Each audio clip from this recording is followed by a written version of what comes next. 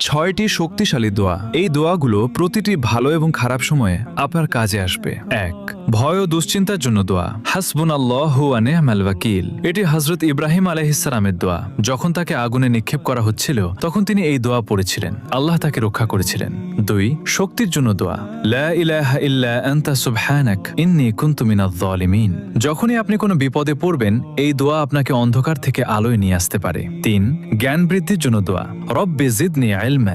৪. যে কোনো কিছু পাওয়ার দোয়া। রব্বি ইন্নী লিমা আনজালতা ইলাইয়া মিন খায়রিন ফাকির। এটি হযরত মুসা আলাইহিস সালামের দোয়া। যখন তিনি একা ও বিপদে ছিলেন তখন এই দোয়া করেছিলেন। আল্লাহ তার জন্য পথ খুলে দিয়েছিলেন। ৫. বরকত ও রিজিকের জন্য দোয়া। আল্লাহুম্মা বারিক লানা। ৬. মনের কষ্ট দূরের দোয়া। আল্লাহুম্মা ইন্নী আউযু বিকা মিনাল হাম্মি ওয়াল হাযান। এটি হযরত মুহাম্মদ সাল্লাল্লাহু আলাইহি ওয়াসাল্লামের দোয়া। তিনি কঠিন সময়ে এই দোয়া পড়তেন। এটি মনে প্রশান্তি এনে দেয়। সবাই কমেন্টে আলহামদুলিল্লাহ